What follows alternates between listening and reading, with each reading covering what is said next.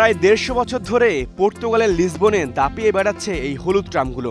এগুলো পর্যটকদের কাছেও বেশ জনপ্রিয়। এই গাড়িতে চেপে চমৎকারভাবে ঘুরে দেখা যায় লিসবন শহর। এই বাহনের স্থানীয় নাম এলিভাদোর দ্য গ্লোরিয়া। বুধবার বিকেলে শহরের ব্যস্ত সময়ে ঘটে যায় ভয়াবহ দুর্ঘটনা। লাইন থেকে ছিটকে পড়ে একটি হলুদ ট্রাম, আঘাত হানে পাশের একটি ভবনে। মুহূর্তে যায় দুমড়ে মুচড়ে। প্রাণহানি ১৫ জনের বেশি, যাদের বেশিরভাগই পর্যটক। আর মৃতের সংখ্যা আরও বাড়ার আশঙ্কা রয়েছে।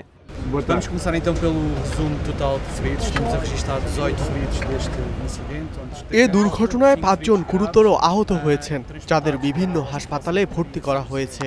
এছাড়া আরও ১৩ জন সামান্য আহত হয়েছেন, যাদের মধ্যে একটি শিশুকে সান্তা মারিয়া হাসপাতালে নেওয়া হয়েছে। আর সব মিলিয়ে প্রাণহানির সংখ্যাটি দাঁড়িয়েছে ১৫ জনে। খবর পেয়ে ঘটনাস্থলে পৌঁছায় দমকল বাহিনী ও উদ্ধার কর্মীরা।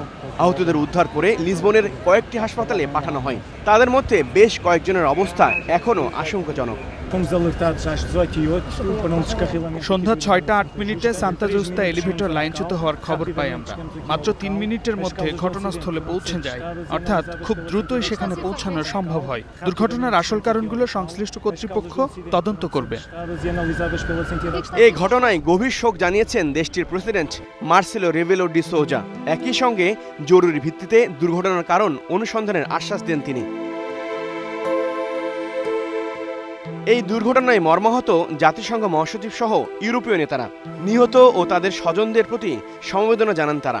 একই সঙ্গে পরিস্থিতি স্বাভাবিক করতে প্রয়োজনীয় উদ্যোগ নেওয়ার আহ্বানও জানানো হয়। ১৮৮৫ সাল থেকে পর্তুগালের রাজধানীতে অন্যতম গুরুত্বপূর্ণ পরিবহন হিসেবে ব্যবহার করা হয় এই হলুদ ট্রাম। পর্যটকদের পাশাপাশি স্থানীয়দের কাছেও এই বাহন ব্যাপক জনপ্রিয়। তবে ট্রামের দীর্ঘ ইতিহাসে এমন দুর্ঘটনা আগে কখনো ঘটেনি। HROV, star news.